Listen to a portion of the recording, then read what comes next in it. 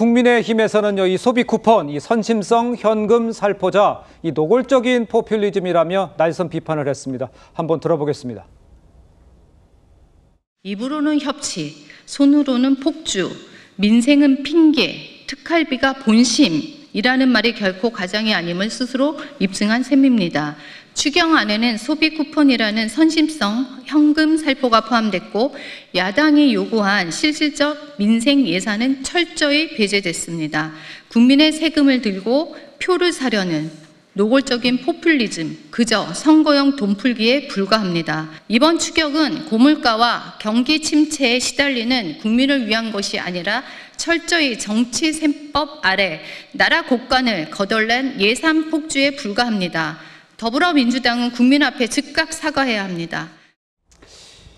자, 국민의힘에서 이제 소비 쿠폰에 반영된 이번 추경안 이 나라 곳간을 거덜낸 예산 폭주다 이렇게 이제 날선 비판을 했는데 우리 윤기찬 변호사께서 보시기에 아까 뭐 호 대변인도 좀 비판을 좀 해주셨는데 우리의 그 재정 이게 악화될 수도 있다 이런 지적을 하는 분들도 있는데 어떻게 보십니까? 그 추경이 지금 재정이 어느 정도 확대해서 쓰일 상황은 맞아요. 그런데 저 포트폴리오를 보면 이해 안 가는 부분이 있는 것이죠. 기본적으로 21조의 적자 국채 빚을 내는 거잖아요. 그렇습니다. 빚을 내 가지고 국민께 다 이걸 나눠준다는 거예요. 그러니까 나눠줄 때 기준도 말씀은 뭐 선별과 그다음에 뭐 보편 둘 합쳤다고 하지만 실제는 이제 보편이잖아요. 전부 다 주는 겁니다. 네네. 그러면 일부 국민께 정말 필요한 부분에 왜냐하면 소비 대체 효과가 큰 부분들, 소비 유발 효과가 큰 분들께 이걸 주는 것이 내수 진작에 도움이 된다는 거죠. 네. 그것이 아니고 저렇게 골고루 나눠주게 되면 과연 이 재정 승수라고 저희가 표현하는데 원래 이 목적에 부합하는 그런 효과가 나타나느냐 이게 부정적이라는 겁니다. 두 번째는 지금 내수가 어려운 가장 큰 이유는 건설 경기 악화에 있어요. 근데 건설 경기에 조기 집행하는 비용은 1조 4천억인가 2천억뿐이 안 돼요. 그럼 뭔가 안 맞다는 거죠. 두 번째는 원래 오랫동안 빚을 못 갚고 있는 분들, 장기 7년 이상의 빚을 못 갚고 있는 분들에 대해서는 이걸 국가가 사서 탕감해 주겠다는 거죠. 이 부분도 문제가 있는 것이 그 정도 못 갚게 되면 사실 금융기관 입장에서 보면 이것은 부실 채권이에요. 원래 못 받는 돈입니다. 그걸 왜 국가가 4천억 정도 해서 왜 사죠?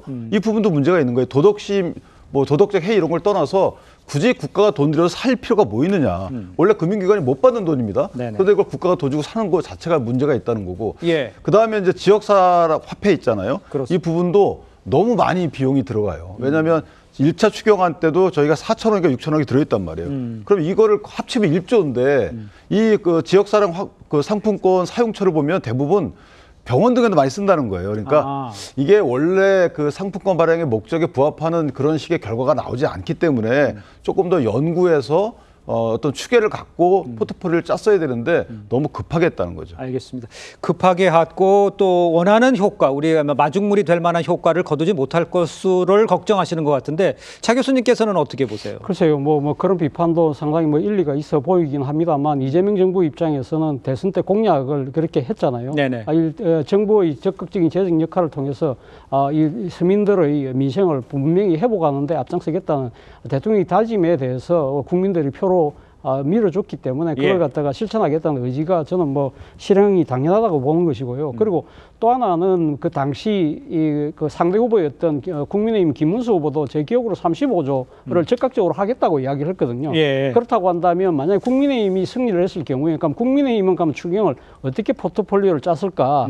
저는 모르긴 몰라도 아마 제 생각에는 민생에 지원하는 규모가 아마 이 정도 규모는 아마 불가피했지 않았을까라는 생각이 듭니다. 물론 그것이 선별이냐 차별이냐 그러니까 이 보편이냐 선별이냐 그런 부분은 있긴 있겠습니다만 그럼에도 제 생각에는 아마 국민 절대 다수가 수혜를 입는 그런 상황으로 갔을 것이고 그리고 상당히 그러니까 취약한 계층에는 아마 민주당보다도 더 많은 지원을 해줬을 가능성도 저는 배제할 수 없다는 생각이 들고요.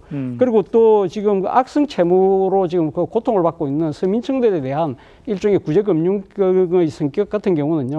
사실은 뭐 어떻게 보면 지금 이 가계 부채로 인해서 지금 너무 힘든 분들이 너무 많기 때문에 이분들이 사실 어떻게 보면 이 지금 경기가 침체된다는 부분도 있지만 이분들이 삶의 끈을 놔버리는 그런 아주 비극적인 사태로 갈 경우에는 우리 사회가 점점 더 힘들어질 수 있다는 그러한 생각 때문에라도 이재명 정부의 국정 철학하고도 상당히 좀 부합되는 측면에서 이런 부분들을 가감하게 한 것인데 문제는 그 결과가 어떻게 되느냐에 대해서는 아마 이 정부가 책임을 져야 되겠죠. 그러나 나름대로 이 자신감을 갖고 있기 때문에 아마 집행하는 과정에서 제대로만 꼼꼼히 집행을 한다고 한다면 저는 큰 부작용이 없지 않을까 하는 생각이 듭니다. 알겠습니다. 자, 이제 집행을 하니까 어떤 효과가 나타난지를 한번 지켜보도록 하고요.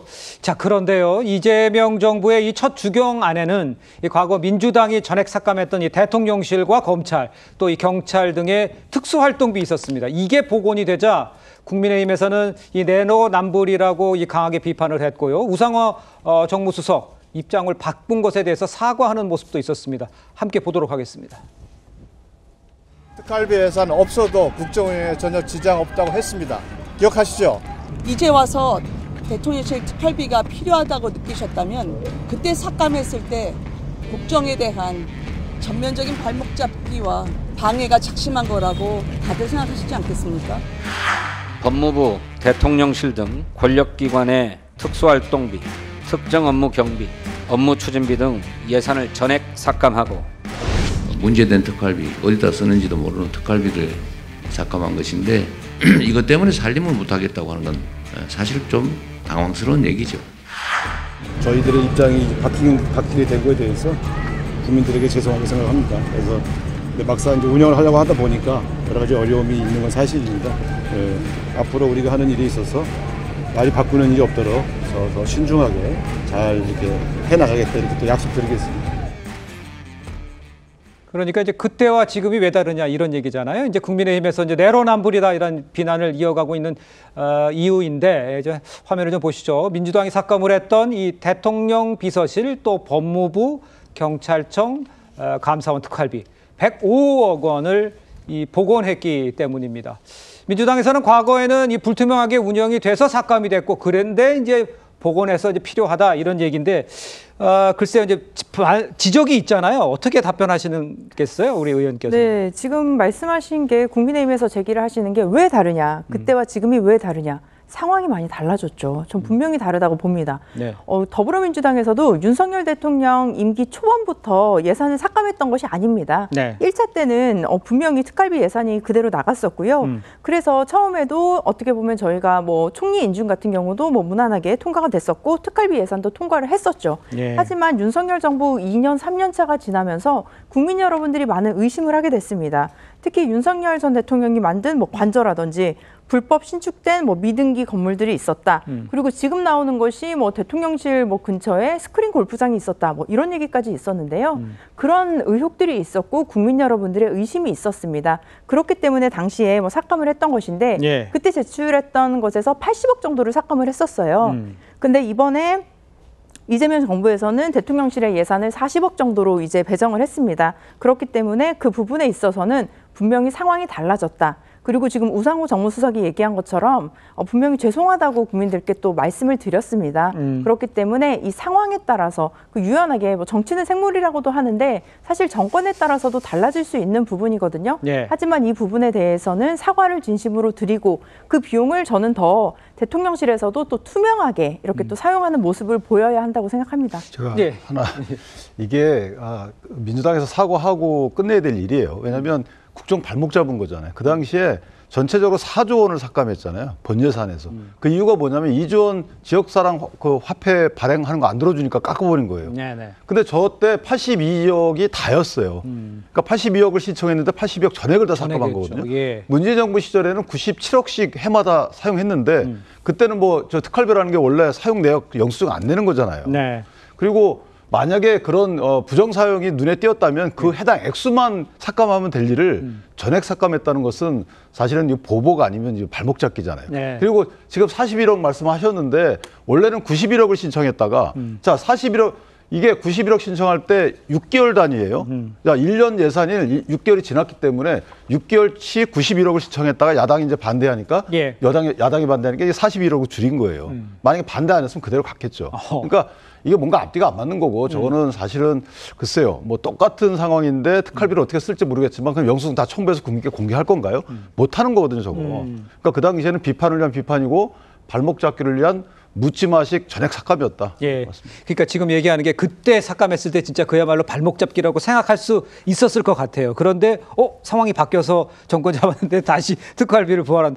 국민의힘 쪽에서 봤을 때는 답답할 수 있을 것 같아요. 뭐 국민의힘뿐만 아니라 일반 국민들이 봤을 때도 사실 좀 이해가 좀 안 되는 측면이 분명히 예. 있죠. 뭐 사실 내로남불 아니냐 뭐 이렇게 이야기할 수는 있는데 그런 측면에서 어제 우상호 정무수석도 입장이 좀 상당히 지금 상황이 어쨌든 간에 예. 본인이 진솔하게 사과를 한 측면이 분명히 있죠. 그런데 예.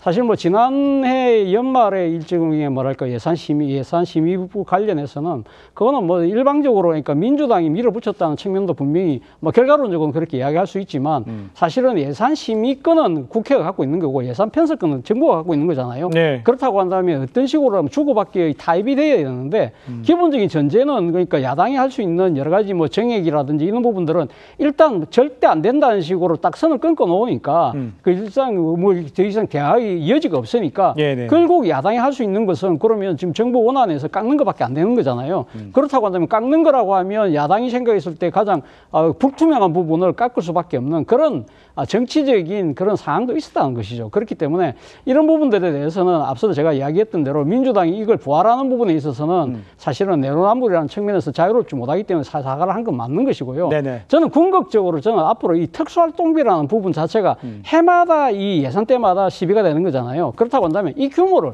점점 줄여나가는 쪽으로 여야가 저는 머리를 맞댈 필요가 있다. 예를 들면 특수활동비라는 측면에서 있어서 불가피한 측면이 있다 하더라도 사후에 그럼 이 지금 쓴 내용을 예. 공개를 하고 아니면 제3자 뭐 감사원이든 어디든 아니 뭐 정보 관련된 정보위원회에서라도 나중에라도 들여다볼 수 있는 예. 그런 식의 제도적 보완을 통해서 이 특수활동비가 정권의 삼짓돈이라는 소리를 더 이상 안 듣도록 제도적 개선을 마련하는 것도 저는 필요하다는 생각이 알겠습니다. 듭니다. 교수님께서 이제 제도적 개선은 필요해 보인다라고 언급을 해주셨는데 지금 국민의힘에서의 내로남불이라는 이 비판과 우려가 나오자 오늘 대통령실에서는요, 이 검찰 특활비에 대해서 검찰개혁 입법 완료 후에 집행을 하고 또 어디에 썼는지 소명하는 과정이 있을 거다. 이렇게 밝히기는 했습니다. 먼저 직접 들어보겠습니다.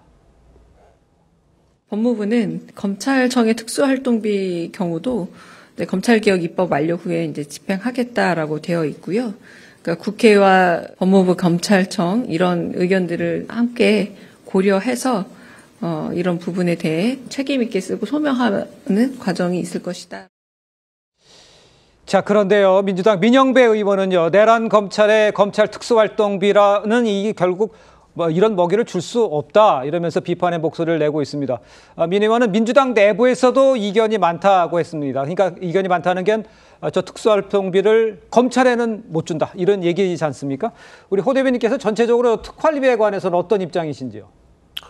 좀 전에 그 대통령실 대변인 저분 있지 않습니까? 소명하겠다. 네, 저분이 당 대변인일 때는 그 특활비에 대해서 영수증도 내역도 소명도 없는 쌈짓돈이다 이렇게 말했던 분이에요. 불과 얼마 전 얘기입니다. 네. 근데 이제 정권 잡으니까 이제 저렇게 입장이 바뀌는 건데. 네.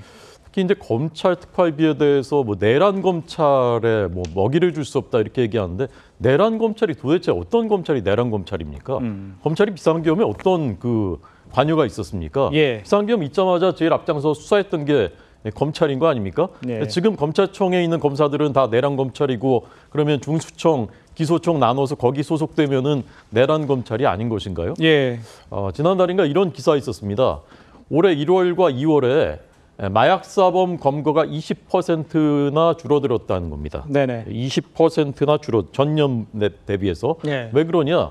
검찰이 마약사범을 잡을 때 잠복 수사도 하고, 그다음에 이제 사이트 같은데 이제 가입을 하고, 그런데 드는 돈이 있습니다. 그렇죠. 그런 거를 특활비로 쓰는 거예요. 그렇죠. 내역을 쓰기 어려운 것들. 예. 그다음에 보이스피싱 검거도 줄어들었대요. 그건 왜 그러냐? 보이스피싱 조직들이 해외에 많이 나가 있기 때문에 네네. 여기에 수사관들이 이제 파견하는 겁니다. 이럴 때 쓰는 게 이제 특활비예요. 네. 그런데 그걸 다 삭감해 버리니까 이렇게 되는 거죠. 그럼 마약 사범 못 잡고 보이스피싱 사범 못 잡고 그럼 피해는 누구한테 가는 겁니까? 국민들한테 가는 것이거든요. 특활비는 누가 그냥 마음대로 쓰는 게 아니라 국가재정법 44조의 정부의 특수한 활동에 대해서 지원하는 비용이라고 법으로 정해져 있는 겁니다. 예. 모든 정부들이 좌파 정부들도 다 썼었던 돈이에요. 여기 영수증 첨부한 적이 없습니다. 그런데 이제 갑자기 저렇게 하고 또 정권 잡으니까 그냥 다시 살리고 이렇게 하니까 이런 국정 운영을 어떻게 신뢰를 할 수가 있겠습니까? 알겠습니다.